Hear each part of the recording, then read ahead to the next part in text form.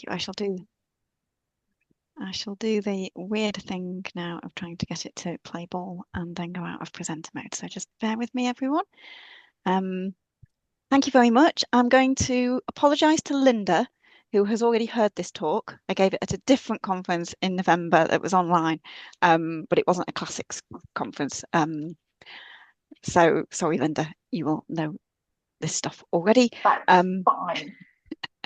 And I'm just going to acknowledge that when we get to the maidens, I am entirely indebted to my Classics in Dark Academia 1 group from last summer for our fruitful discussion on the maidens, which has helped formulate my my bit of the paper about that. So so I learnt definitely as much as they did, if not more, through discussion. Yeah, classics in dark academia. I love Gothic and I love classics, and it's a perfect way to join the two. But we're just looking at 3 novels today. We're going to do classics in dark academia 2 possibly next term if Helen lets me. But we'll expand on that at a different time. So today we're going to look at Secret History, The Latinist, and The Maidens. And in these novels, classics is at the heart of the plot and the study of classics.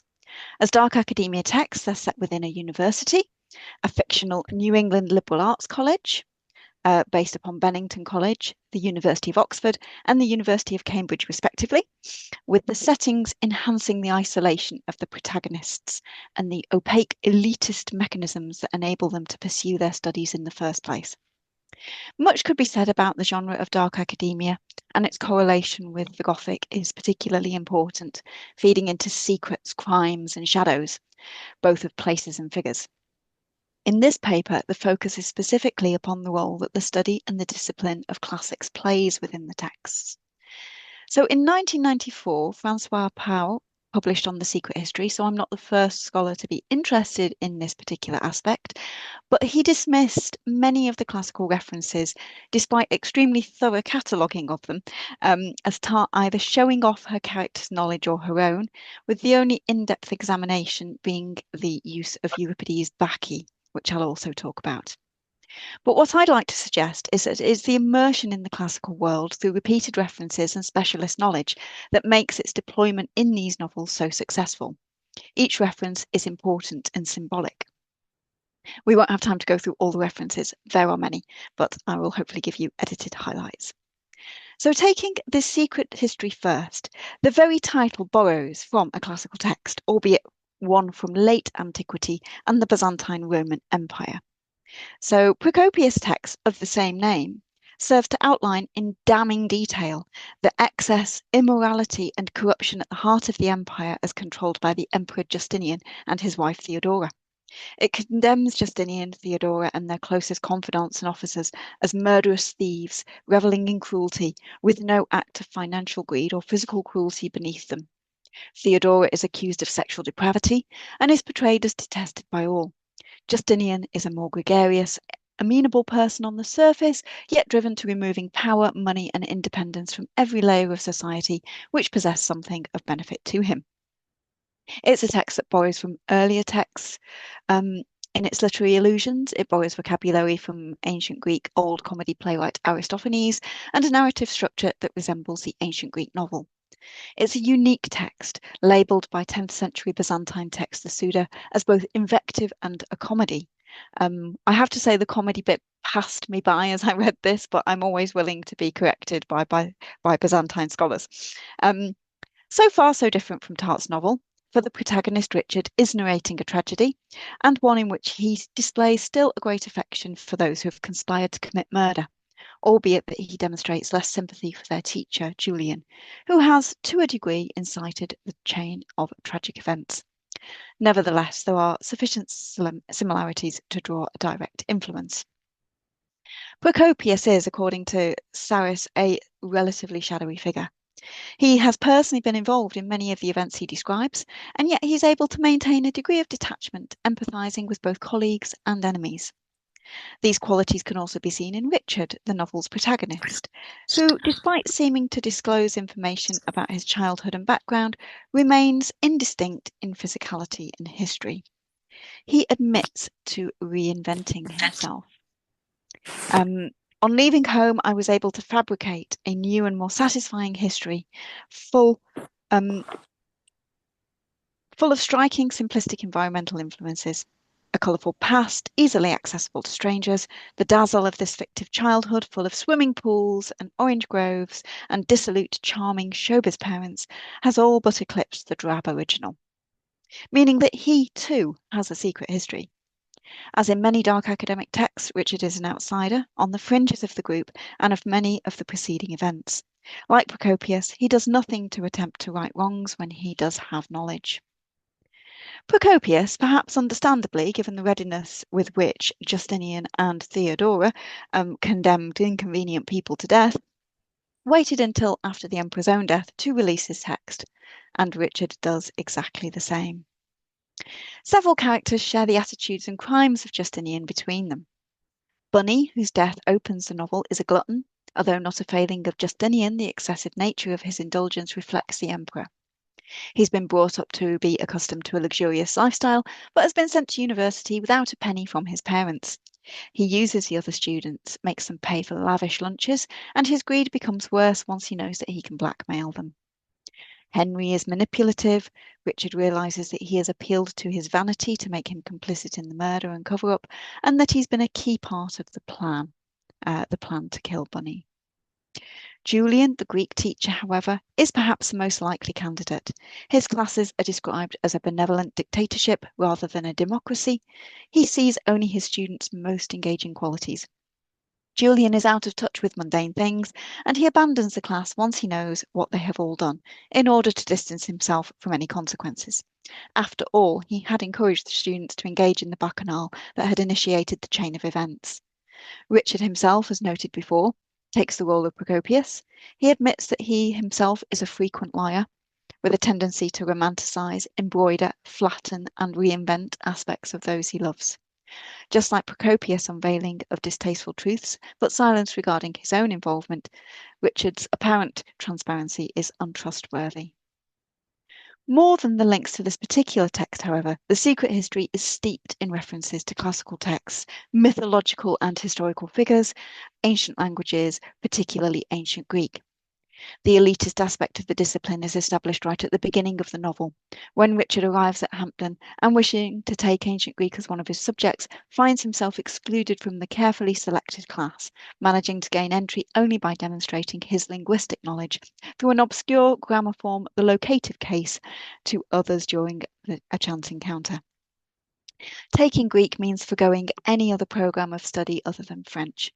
Classics is an all-encompassing discipline, requiring almost total dedication to one tutor, a risky undertaking that Richard's French tutor highlights to him, and which is borne out. In undertaking Greek, the students are encouraged to think of themselves as better than others, gaining the ability to think differently. They consume knowledge of texts and of the ancient Greek language, Henry being particularly dedicated to the consumption of knowledge in a wide variety of esoteric subjects, yet they all mark themselves out as different, not least because of their ability to communicate in ancient Greek. This provides the students with the ability to talk about highly confidential things in front of others, conveying secrets out in the open. This is a successful strategy until towards the denouement, when they need to convey a secret in front of Julian, and they find themselves with no mechanism to do so. Presenting the knowledge throughout the novel gives the reader a similar immersion to the students.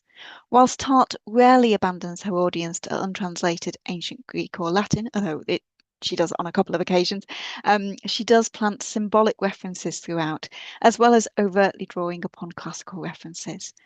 Such an example is the bacchanal that the students, exempting Richard and Bunny, are trying to replicate. Drawing directly from the Greek tragedy Bacchae by Euripides, the students are attempting to commune with the ancient gods, Dionysus in particular. Henry realizes what prevents them from succeeding, a lack of belief. Just as in the Euripides play, Pentheus, the king, refuses to believe in and honour the god, despite repeated warnings by his grandfather Cadmus, the previous king, by Tiresias, the famous Theban prophet, and his servants, as well as Dionysus himself. Worship takes the form of ecstatic frenzy, which is what the students achieve when they fully commit to the endeavour. Henry and Camilla maintain that they see Dionysus, that there is another figure there amongst their group. However, the main result of the Bacchanal is the killing of a man on his own land, symbolically a king, in a brutal way, reflecting on the tearing apart the sparagmos of Pentheus by the Bacchants in the Euripidean tragedy. In this Bacchanal, it is not one of the main characters who dies during it, although it could be said that Bunny's fate is determined by his absence that night, excluded for his lack of proper commitment to the endeavour. And like Pentheus, he is punished perhaps for his lack of belief, as well as his inability to keep the secret of the murder once he figures it out. There are many other references that were embedded within the text, waiting to be unpacked. However, in the interest of time and of covering the three novels, I'm going to move us on to The Latinist. And this novel takes its inspiration from one specific mythological story, that of Apollo's attempted rape of Daphne, and even more specifically, the version presented in Ovid's Metamorphoses, as well as its rendering into marble by Bernini.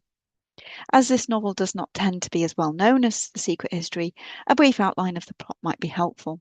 It centres around a PhD student, Tessa, an American, who is at a fictional college of the University of Oxford. The timeline covers from after her submission of her thesis, through to her defence, and beyond into her career post-Viva. Tessa's boyfriend breaks up with her, and she discovers that her supervisor, Chris, has been providing a bad reference to her job applications because he's in love with her and wants to keep her at Oxford. Tessa is also lining up her postdoctoral research topic on a fictional Silver Age poet called Marius, which leads her to an important discovery at the Isola Sacra necropolis near Rome. After much secrecy, outmaneuvering, and academic jealousy, Tessa has a passionate encounter with Chris, which she then decides to end partway through. The next day, he tries to resume this with force, resulting in Tessa hitting him with the paperweight of the Bernini statue that she bought him from her trip. Chris is brain damaged, never to recover, and Tessa gets his job at Oxford. Throughout the novel, the study of classics underpins the motivation of the characters, as does academic passion and jealousy. Tessa's relationship fails because she chooses to attend a conference, albeit a reputation-defining one, rather than the funeral of her boyfriend's father. There is the chase in hunting down information for a research topic, as well as the race to be the first to announce completely new information. All of this requires a high level of secrecy and academic skullduggery.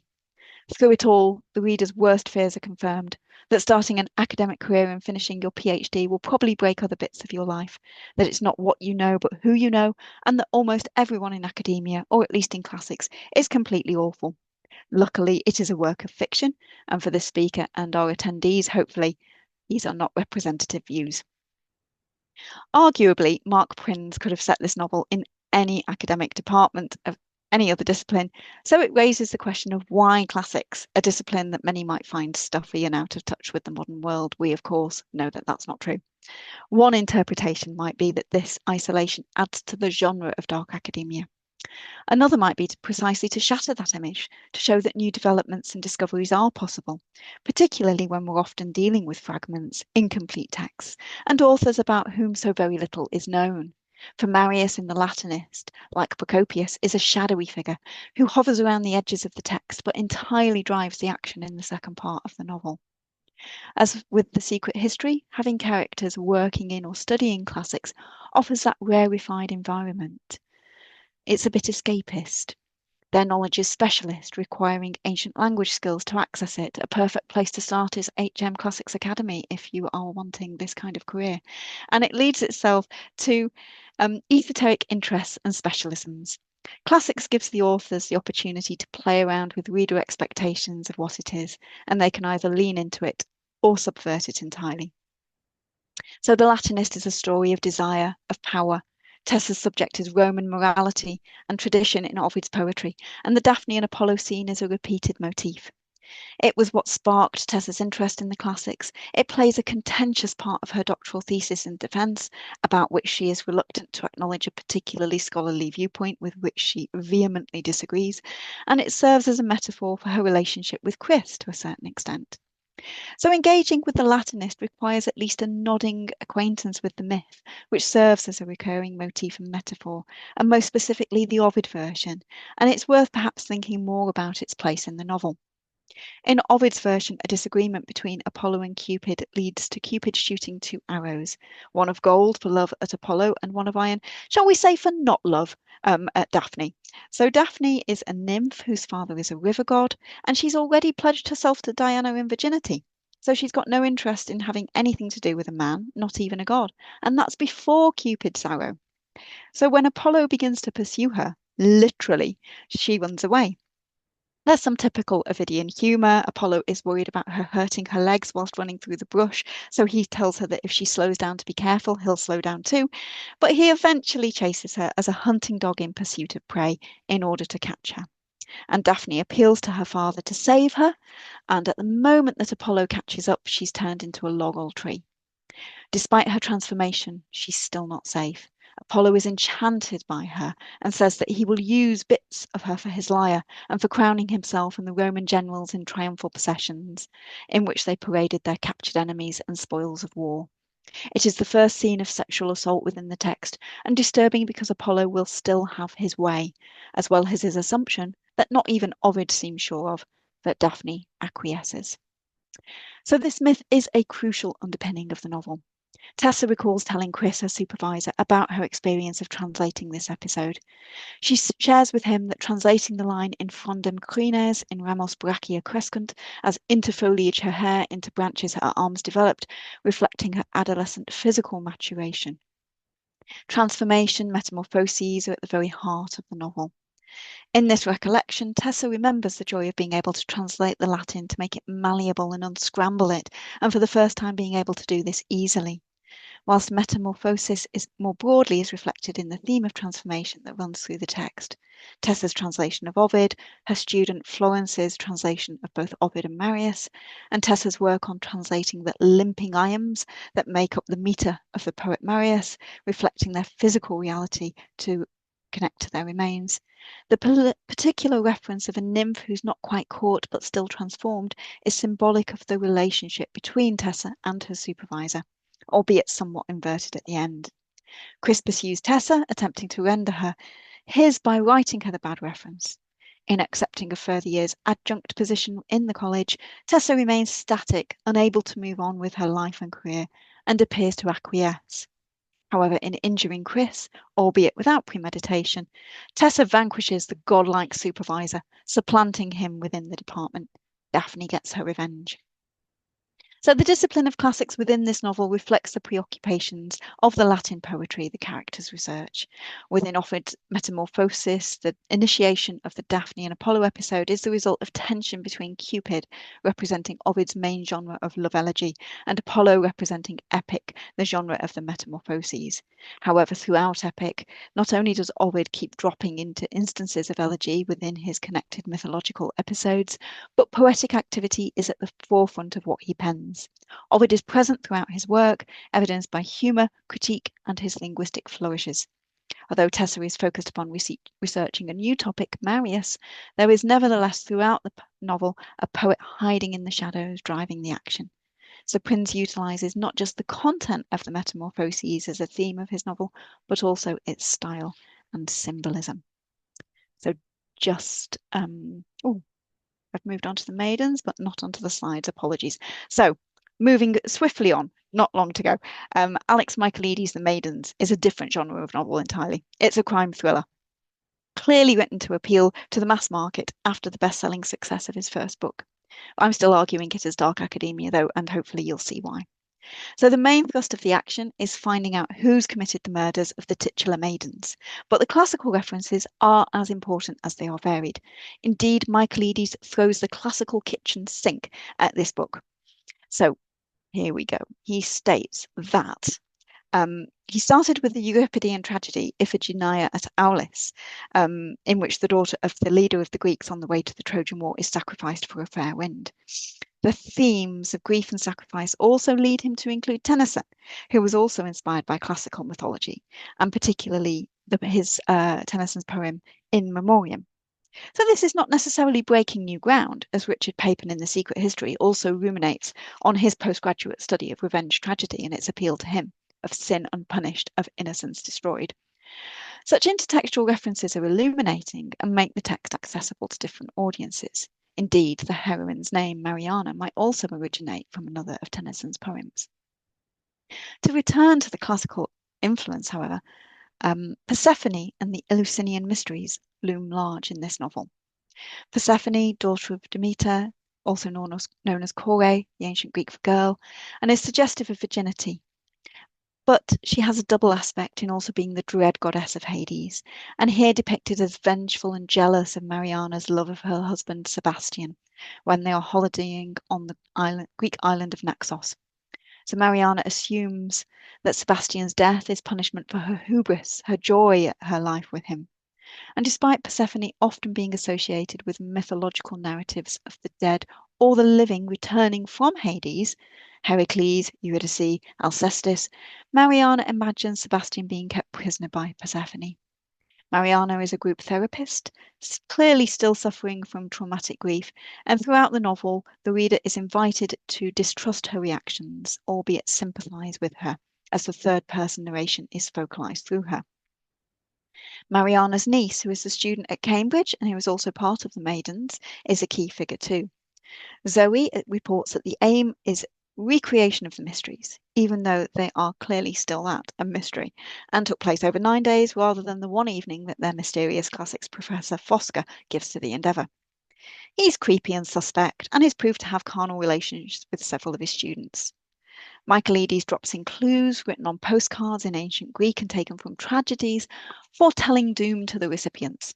He references Sophocles' Antigone and Oedipus Rex when he has Fosker give a talk, and he repeatedly mentions Menin, rage, famously the first word of Homer's Iliad. Fosker and his maidens symbolise also Dionysus and the Maenads, again linking back to the Bacchae, and in setting the initiating pre-novel action on the island of Naxos, he also taps into the myth of Theseus and Ariadne. So Theseus killed the Minotaur with the help of Ariadne, took her away, and then abandoned her on Naxos, where she then traded up when Dionysus fell in love with her. So there were no stable character reference in this novel, and with the identifying figure being unreliable, it does work as a crime thriller. A bit rushed at the end, we felt in our discussions, but for a classicist, it's a puzzle box of influences. So to conclude, within these novels, the discipline of classics is a vital component to the themes and the mood of the text. Classics conveys knowledge that's more difficult to access, requiring specialist skills, esoteric interests, and a desire to be superior and separate from others. In drawing from ancient texts and classical references, the authors create novels that, like the discipline of classics itself, are jigsaw puzzles, needing both the protagonist and the reader to uncover the secrets and piece together why these texts and references are important, so that they can also consume the knowledge of the ancient world. Thank you.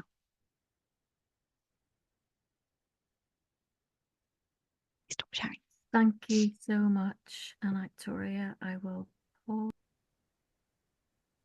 So Eli, thank you so much for joining us today. Eli has master's degrees in English literature and history and a PhD in history.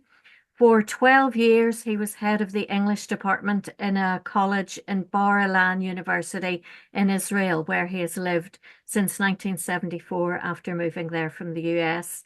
And today, Eli is going to talk to us about mythology and Carl Jung's theory of the collective unconscious. Right.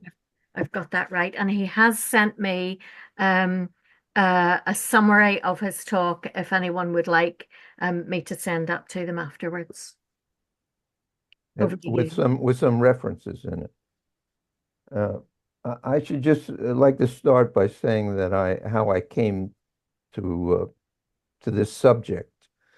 I originally got my bachelor's degree at Brooklyn College, and at the time that I went there, the American approach to education was to give a broad background in different subjects before you start to specialize.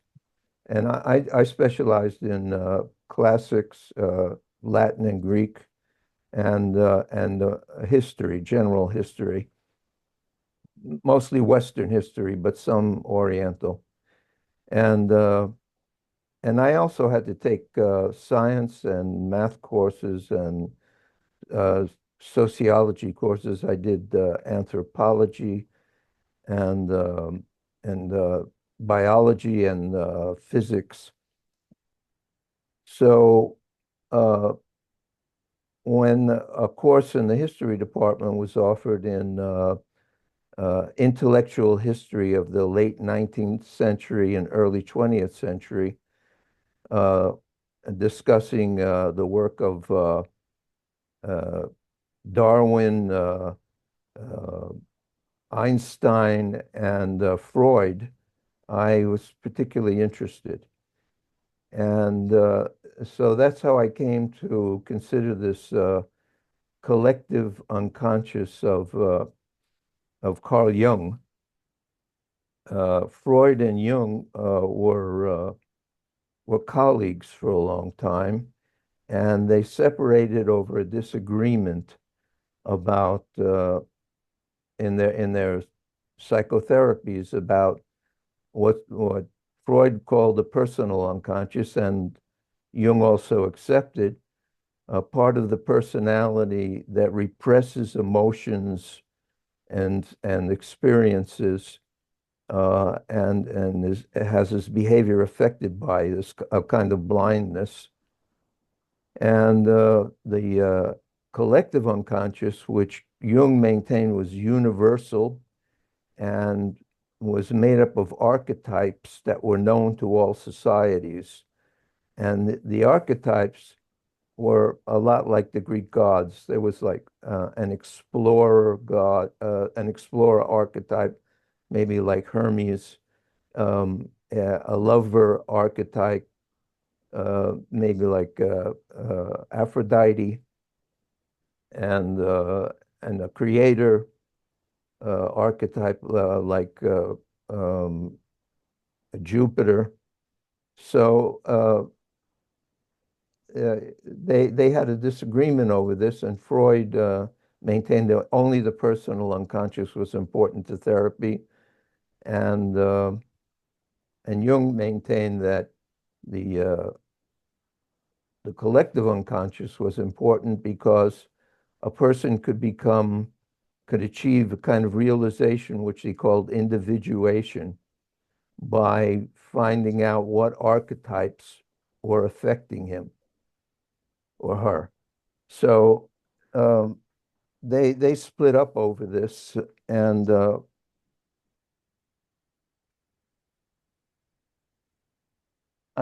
what I like to point out is that Carl Jung had a a classical education, and he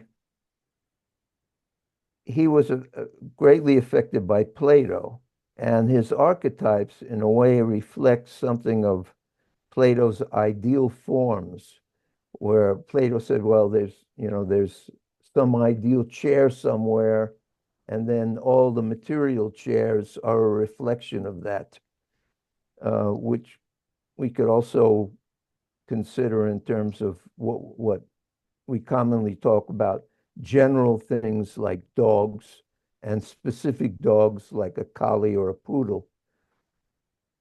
But uh, Jung had a more mystical view of this kind of thing, and he maintained that somewhere in every one of us is part of a collective consciousness that the entire species shares. Uh, and he developed a therapy based on this.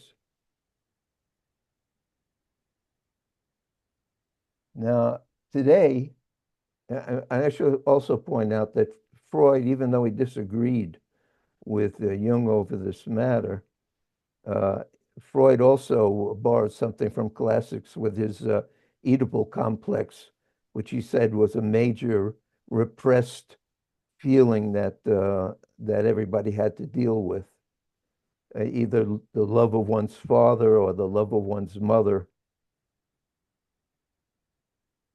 father for women and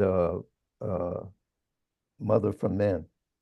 So there's the disagreement that they had is not really.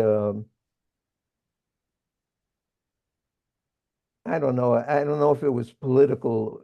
It might have been something political between them because I don't. I think the way that they place classics in their therapies shows that they both had an interest in it. So I'm not sure about that.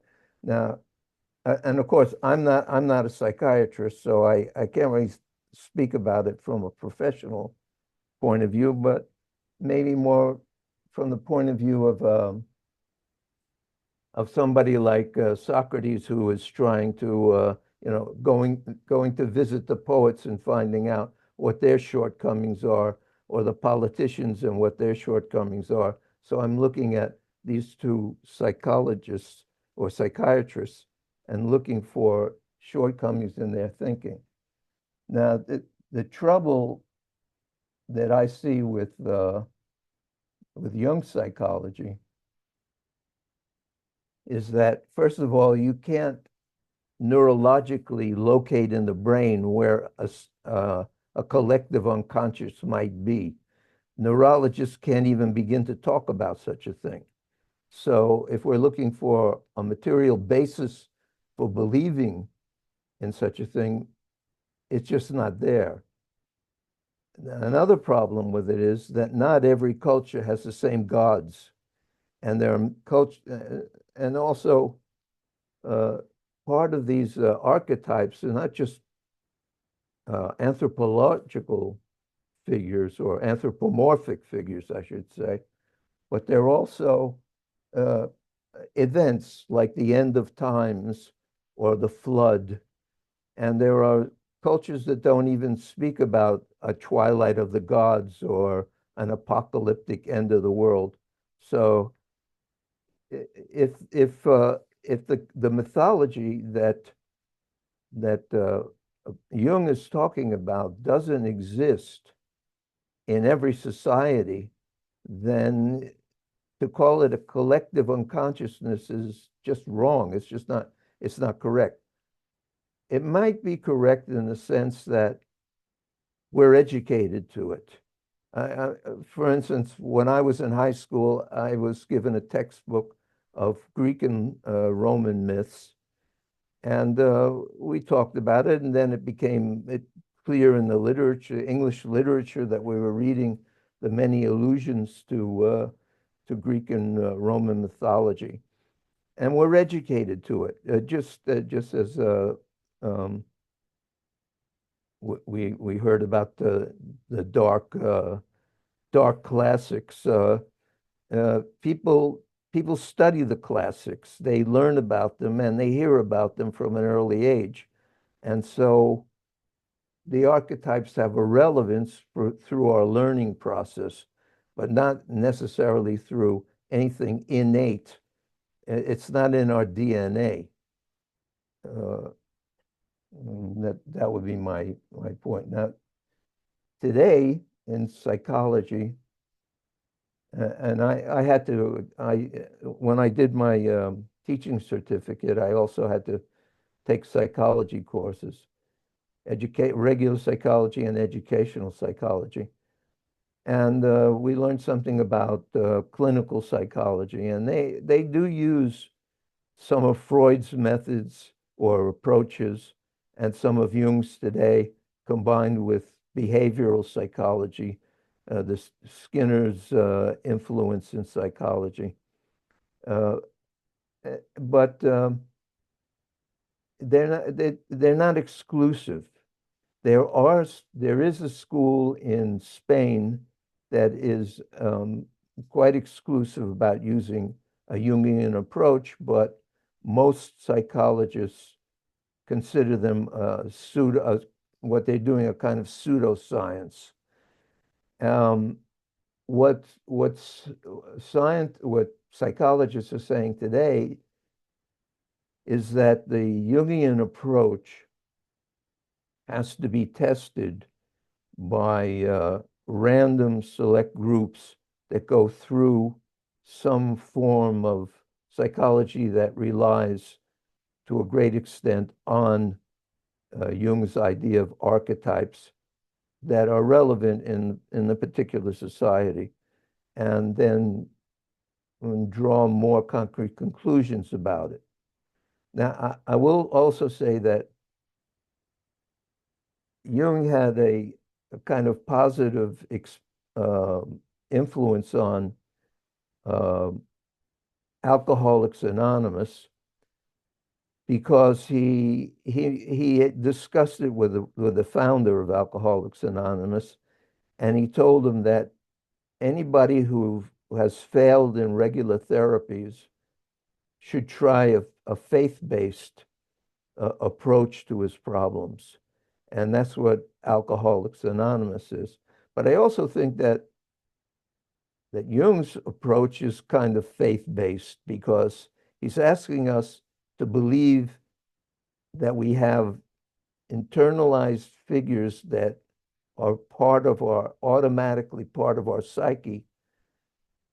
And to believe such a thing is also something that we would have to take on faith.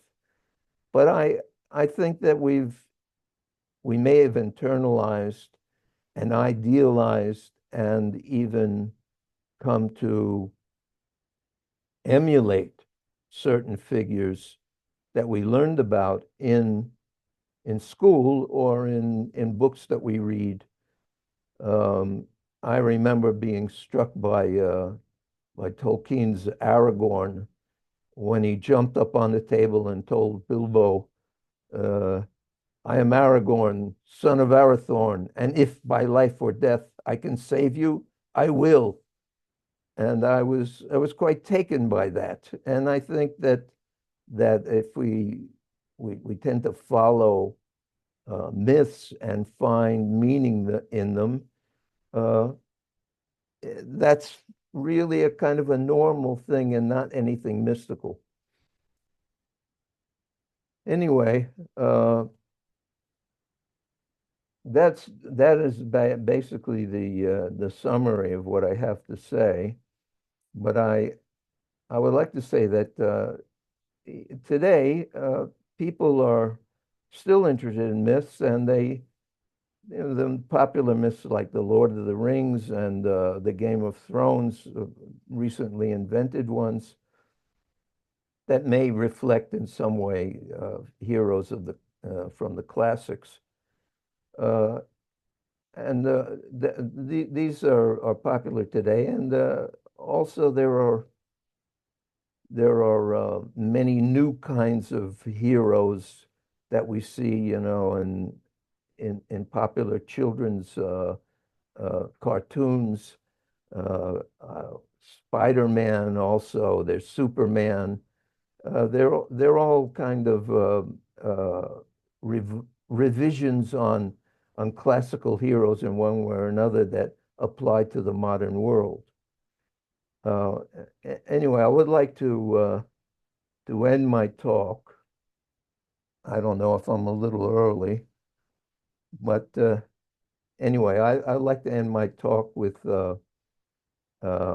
something from Celtic mythology, a poem that William Butler Yeats wrote called The Song of Wandering Angus, where he talks about a character who would probably fit Jung's definition of an explorer character, and who has a kind of what Jung would call a kind of synchronous experience, where he goes fishing, and he happens to the fish that he happens to catch is magical. I went out to the hazel wood because a fire was in my head, and caught and peeled a hazel wand, and hooked a berry to a thread. And when white moths were on the wing, and moths like stars were flickering out, I dropped the berry in a stream and caught a little silver trout. When I had laid it on the floor, I went to blow the fire aflame, but something rustled on the floor, and someone called me by my name. It had become a glimmering girl with apple blossom in her hair, who called me by my name and ran and faded through the brightening air.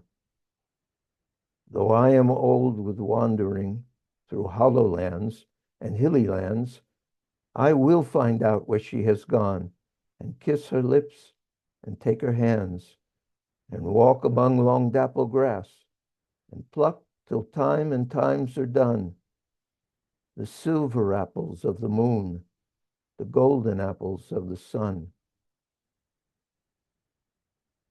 A song of completion. So I have finished my talk.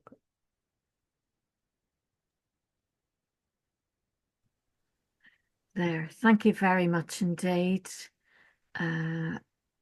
Eli. That was very interesting.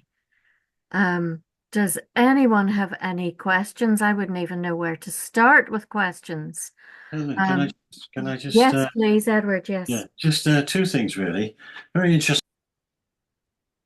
We are now moving on to Eirene.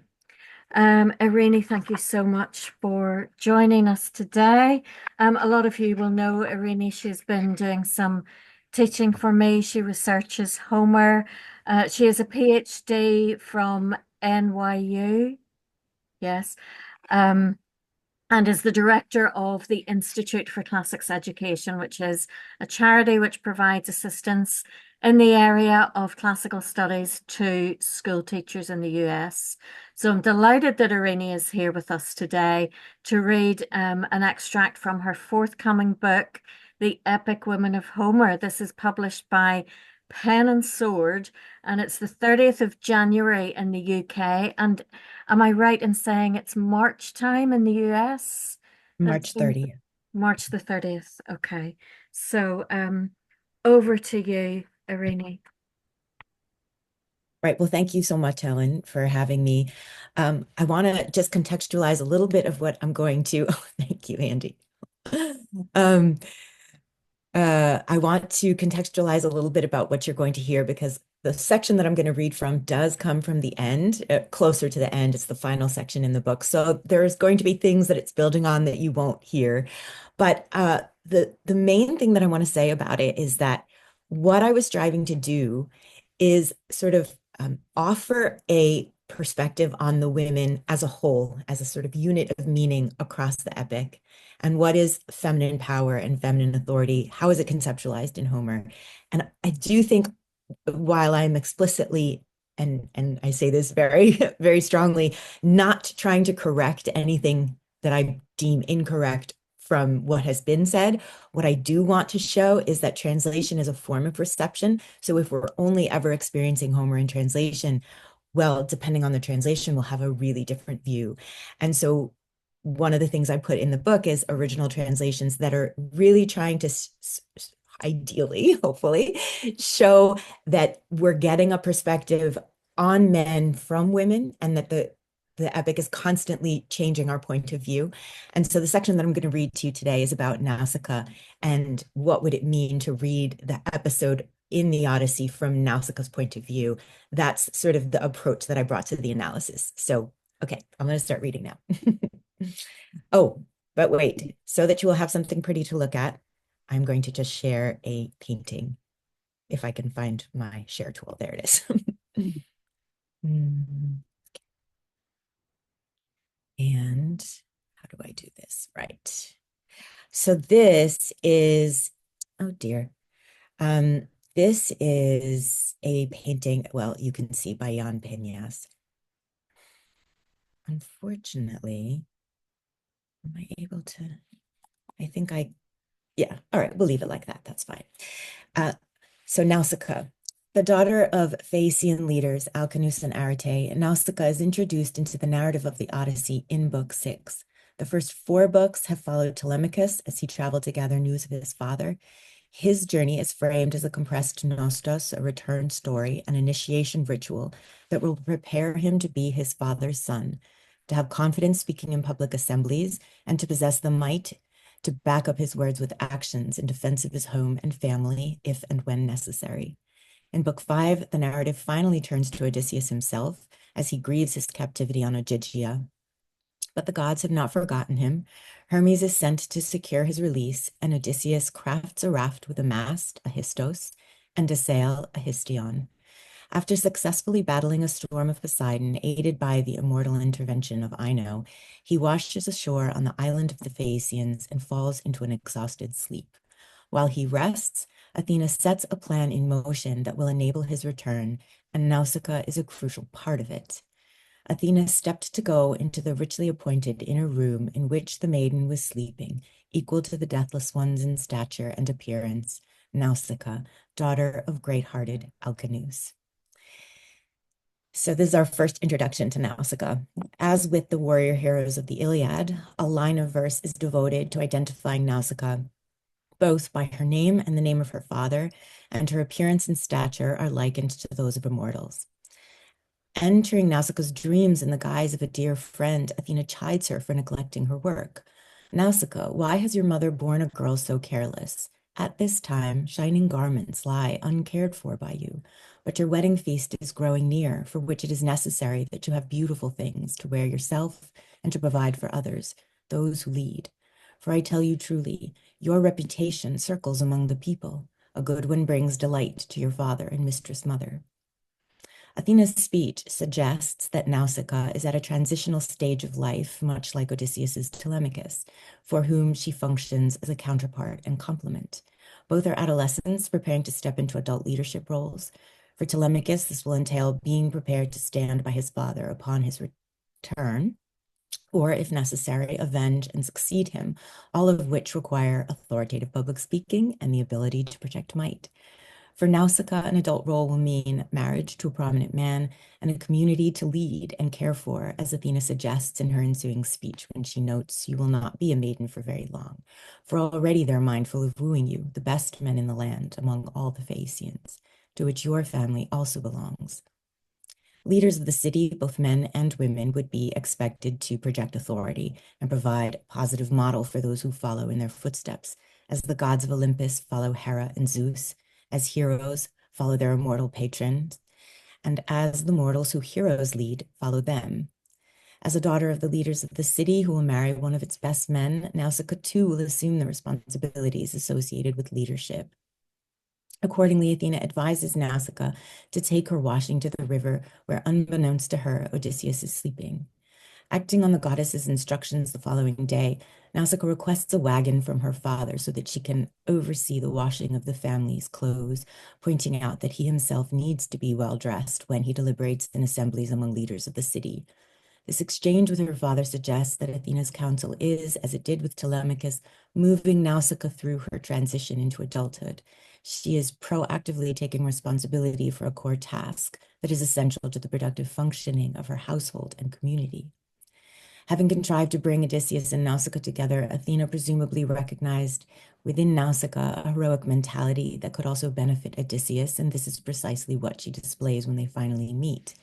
After she and her handmaidens wash the clothes and set them out to dry, Nausicaa keeps time while the other girls play with a ball. Their shouts wake Odysseus, and as he bursts out of his hiding place naked, he's compared to a, quote, mountain-bred lion who prevails in might. The simile here evokes the many appearances of lion similes in the Iliad to describe warriors. But Odysseus is not confronting an armed antagonist on a battlefield, but a group of girls who are unsurprisingly frightened, with the exception of Nausicaa. Odysseus appeared terrifying to the girls, all caked in brine. They fled in panic, each in different directions along the jetting shore. But only the daughter of Alcinous remained, for Athena in her breathed courage into her perceptions and stole fear from her limbs. She made her stand, face to face with Odysseus, holding her ground, and he pondered. The lion simile and Odysseus's nudity charge the mood of the scene, framing him as a predator, which is how he would presumably have appeared from Nausicaa's perspective. He's a man who has washed washed up alone, without a boat, companions, or even clothing, and he seems to have snuck up on the unsuspecting girls. Yet while the others run, Nausicaa stands her ground. The Greek verb is histemi, as do warrior heroes in the Iliad's battle scenes. Also, as with warrior heroes, Athena has amplified her power. She breathed courage into Nausicaa's perceptions. Nausicaa, in turn, behaves as a leader is expected to. She stands at the front line to confront the threat, here Odysseus, and her behavior shapes his response. Rather than grasping her knees in a typical gesture of supplication, which could be received as a threat, he supplicates her with reverent words. I clasp you by the knees, dear leader. Are you some god or a mortal? If you are one of the gods who dwell in the wide sky, it is Artemis, the daughter of great Zeus, I to you compare, as nearest in stature and form. If you are immortal, those who dwell upon the earth, thrice blessed are your mother and are your father and mistress mother, thrice blessed your brothers. I very much imagine their consciousness always warm with merriment on account of you, looking at such a young person entering the dance. But blessed among others is that man in heart who leads you home, weighed down with wedding gifts. For up to this time I have not seen a mortal such as this with my eyes, neither man nor woman. Reverence holds me beholding you in Delos once, alongside this altar of Apollo. This quality I perceived with my eyes in the young sprout of a date palm. Questioning whether Nausicaa is a goddess, and if so, suggesting that she must be Artemis, signals his reverence both for the gods and for her youth and innocence, communicating to her immediately that he does not intend to harm her. His ensuing remarks build on this message. If she is immortal, he continues, then she is a blessing to her family, and she inspires reverence in him, of such a kind as he felt when beholding the sacred date palm at Delos. A parallel to Telemachus is evoked through the repetition of the phrase, reverence holds me beholding, the same phrase Helen speaks while looking at Odysseus's son in Book 4. Considered together, Odysseus's opening remarks frame his meeting with Nausicaa as a sacred occasion, binding them to the laws of the gods. The remainder of his speech leads to his request. He explains the hardship he has experienced and begs for her assistance. Show me where the city is, and give me a garment to wrap around myself. If you have some piece of cloth that you brought here, may the gods grant you what you most desire with your perceptions, and may they join you with a husband and home in unity of mind and feeling, in noble unity. For nothing is mightier or more excellent than when they too have unity of mind and feeling in their understanding, husband and wife. Many pains for those who are hostile to them, and a source of joy for those who wish them well, as they themselves most willingly hear. Nausicaa in turn receives the intended message and treats him as the laws of hospitality dictate a suppliant should be treated. She provides him with clothing and guidance to secure the assistance of her parents. You will come upon a shining glade near a grove of Athena's poplars. A spring flows through it there, surrounded by meadow. My father's land and blooming orchard are there, as far from the city as the shout of a man carries. There, taking a seat, remain for a time until I come to the city and approach my father's house. But when you expect that we have arrived at the house, at that time, go to the Phaeacian city and inquire about the house of my father, great-hearted Alcinous. It is easy to know, even a child could lead you there, one who is disconnected, for it's built such that it does not resemble the others, the houses of the Phaeacians. Of such a kind as this is the house of Alcinous, the hero. But when the house and the courtyard have hidden you, very swiftly pass through the great room in order that you can supplicate my mother. She sits by the hearth in the light of the fire, constantly spinning the dark, gleaming wool on her distaff, a wonder to behold. Reclining against a pillar, enslaved women captured in war seated behind her. There, my father's chair is placed beside her. Seated there, he drinks wine like an immortal. Passing him by around my mother's knees, your hands throw, in order that you can see your day of return. Rejoicing swiftly, from however far away you may be, if she has kindly thoughts about you in your consciousness, then you may have hope to see your dear ones and to reach your well-built home and the land of your fathers. According to Nausicaa, then, the key to Odysseus achieving his return lies not with her father, but with her mother. At the hearth, Arete spins dark gleaming wool, evoking the dark gleaming mantle referenced 2 times only in the Iliad, both at cosmically significant moments. Helen weaves the story of the Trojan War onto a dark gleaming mantle in Book 3 as Menelaus and Paris prepare to duel over her, and Andromache weaves prayers for Hector on a dark gleaming mantle in Book 22, unaware that he has already died, portending the fall of Troy and her future enslavement. That Arete is spinning dark gleaming wool seems to signal the cosmic significance of Odysseus's future meeting with her. Though his return is fated, this does not absolve him from activating the heroic mentality that will lead to its fulfillment, and Nausicaa's advice, which Athena will later affirm, ensures that he's prepared to meet the moment. Further, the sight of Arete spinning is described as a wonder to behold, a phrase that repeats at significant moments in Homer, and that's also mentioned repeatedly in Hesiod as the effect of Pandora being God created. In Iliad Book 24, it's the word used when Priam appears suddenly at the feet of Achilles, his son's killer, to offer a ransom for Hector's body, and the word used to describe the effect of each man on the other after they weep together over their shared grief, experiencing a moment of unity. The Greek word for wonder is thauma, the verb form thaumazo. An archaic Greek poetry associates thauma with divine epiphany or presence. Here it seems to suggest Arete's close connection to the gods, her importance to Athena's plan for Odysseus, and her heroic status. Immortal powers flowing through the work of her hands, which continually spin wool for the cosmic fabric. As repeats across Odysseus's journey, his survival depends equally on his strength, endurance, and cunning, and on the support and assistance of women, both immortal and mortal. And when he does return to Ithaca, recovering his mortal identity cannot be achieved without the consent and cooperation of Penelope. But just as Nausicaa can benefit Odysseus, she also poses a threat. Her youth and marriageability could tempt Odysseus off course, inviting him to remain with the Phaeacians and become the honored son-in-law of the illustrious leader of the city and the husband of the young girl who he proclaims inspires him with reverence. An offer is implied by Nausicaa, who expresses a desire to have a man like Odysseus for a husband, and by Caeneus, who expresses a desire to have a man like Odysseus for a son-in-law. As in his conversation with Calypso, Odysseus politely redirects in both instances. He never mentions Penelope while among the Phaeacians, but his focus never wavers from his intention to return to Ithaca. In Nausicaa's charged final exchange with Odysseus, she herself affirms her heroic status.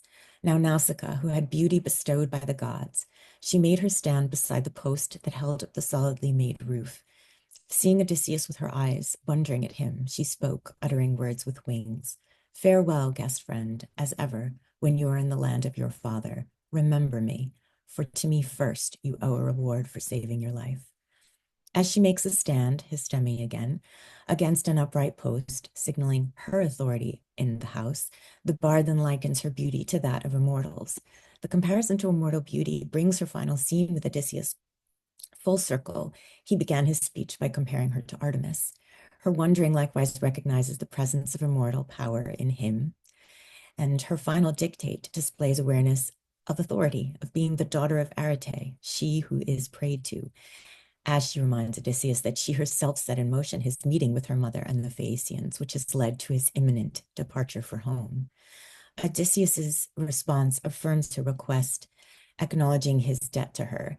Nausicaa, daughter of great-hearted Alcinous, so may loud thundering Zeus, spouse of Hera, set in place for me to come home and see my day of return.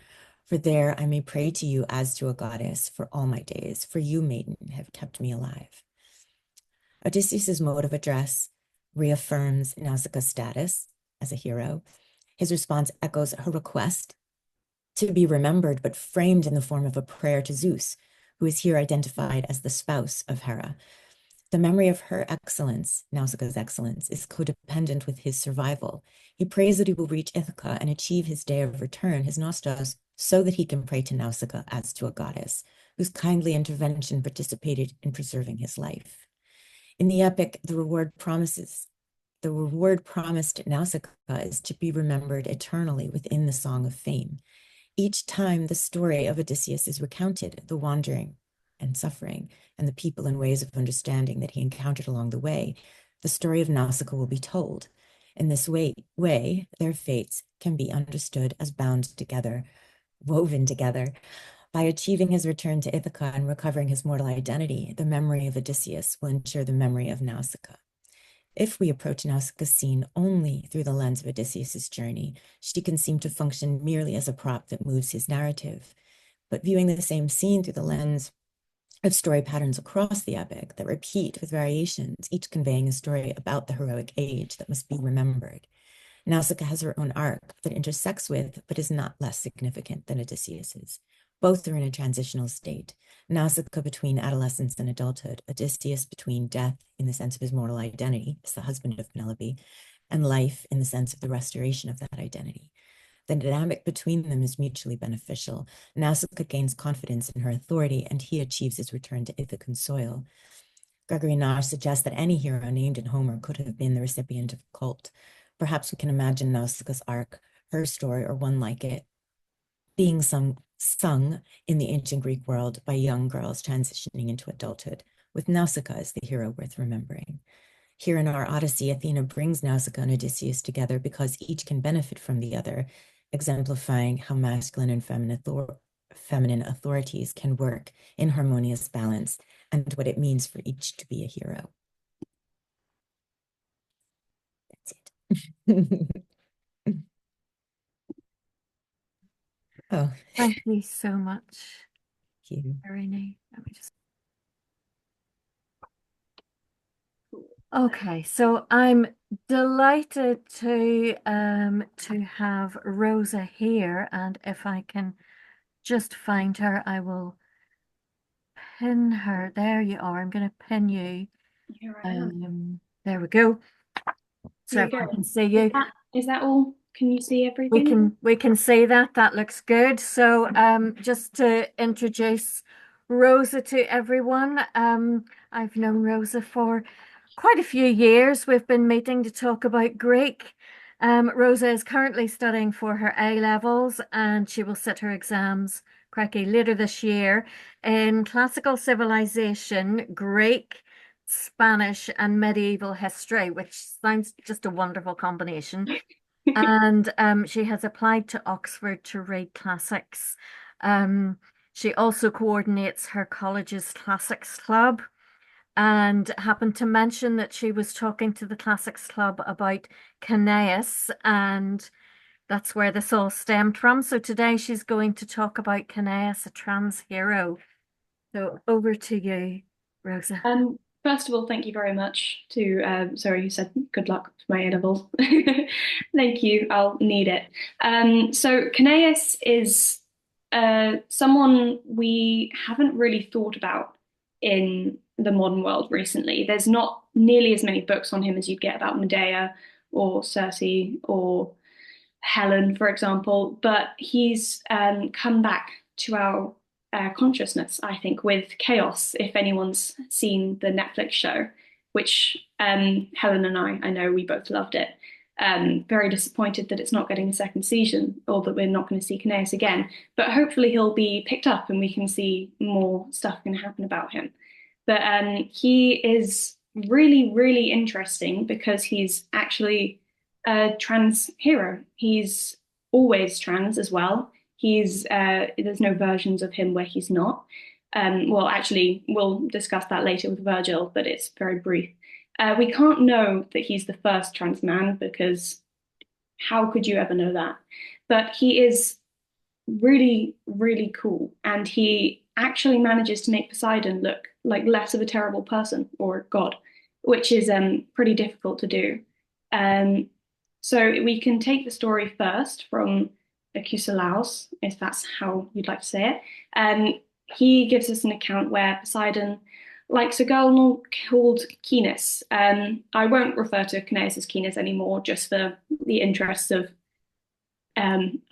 respecting his memory, even though he never existed. But he did used to be called Caeneus, which is mentioned in Chaos. They have sex. We don't know how consensual this was, but not likely to be very consensual. But Caeneus doesn't want to be pregnant, so Poseidon transforms him into a man, and he gives him invulnerability and strength just because he's being nice after being horrible, I suppose. But maybe this was some kind of apology, although depending on whether it makes it worth it, is up to Caeneus himself. Hesiod Ovid and Apollodorus also give us further details. There's not much added. Poseidon still likes Caeneus and has sex with him. We still don't know the levels of consent. But in some of these versions, he offers Caeneus a favor. So Caeneus chooses to be made a man. That was his request. Of course, we should note that sex is not something that you should do as a favor to get a reward unless, well, just don't. We've got some more background from some more various sources. For example, Nestor in Iliad 1 gives us quite a long account of Caeneus and some other warriors, adding then that he was the king of the Lapiths, and he was one of the main figures in the Centauromachy at Pirithous' wedding feast. Pirithous, of course, is the guy that ends up fused to a chair in the underworld for attempting to abduct Persephone. Centauromachy, just to clarify, is just basically a battle with the centaurs, like how you get the Amazonomachies as well. Nestor says, such warriors I have never since seen or shall see as Perithous was, and Dryas, shepherd of men, and Caeneus, and Exadius, and godlike Polyphemus, and Theseus, son of Aegeus, peer of the immortals. Mightiest were these of all men reared on the earth, mightiest were they, and with the mightiest did they fight, with the centaurs that had their lairs among the mountains, and terribly did they destroy them. It's a bit of a theme with Nestor, I find, in the Iliad, that he's always talking about how great heroes were in the old days and how they could throw massive, massive boulders that nobody else will be able to do now, because it's something of a theme that people get progressively weaker as time goes on, and he likes to reminisce about when they were strong. Apollonius tells us that Caeneus, he gives us this detail on Caeneus' death. He says that although still living, he perished at the hands of the centaurs. When all alone and separated from the other heroes, he routed them. They rallied against him, but were not strong enough to push him back nor to kill him. So instead, unbroken and unbending, he sank beneath the earth, hammered by the downward force of mighty pine trees, which is a very interesting thing to picture, because he doesn't bend, so he's literally going down like that into the earth, which it's just interesting to think about. And here's a relief showing it from, I believe it's a jar. It just looks funny, I think. It just looks very funny, because he's always in these reliefs, he's always shown at least thigh deep. So he's always in the process of having done, usually flanked by centaurs with their pine trees, or some things just look like sticks. And I think it just looks quite funny, to be honest. We've got a slight problem with the narrative with Virgil, because in book 6 at line 449, he says, with them was Caeneus, once transformed into a man, then given back her former shape by fate. My problems with this are, number 1, incorrect pronouns. Number 2, he changes the story. I could not find any other source where Caeneus is said to have turned back into a woman. It seems to just be Virgil who decides to do that. Ovid is the same, he's contemporary to Virgil, same time, but does not have this in his narrative. And he's talking about Caeneus in the underworld, Aeneas having gone down to the underworld to speak to his father and to find out where to go. And he has different sections of the underworld, and he puts Caeneus in the Mourning Plains, which is a place for suicides, tragic victims, babies, and Dido. And I don't, if you have the same death that Caeneus had in the other versions, it doesn't, in Apollonius, it doesn't seem like he should fit here anyway. He's not a tragic victim, really. He dies in battle, which is honorable. He doesn't commit suicide, and he's not a baby. So it's a slightly odd choice for Virgil. But maybe he was just being transphobic. Maybe he had heard a version that we don't know. It's impossible to know, but it is interesting to note. We've got some more iconography here. We can always recognize Caeneus. He's very easy to tell who he is and when it's him, because he's always depicted in the Centauromachy, and he's never depicted transitioning from a man into a woman, which is interesting because it's something that usually, like, if you think about Hermaphroditus, who's fused, basically, a man fused with a nymph who falls in love with him. He is, we see him depicted, it's always within this transformation of his.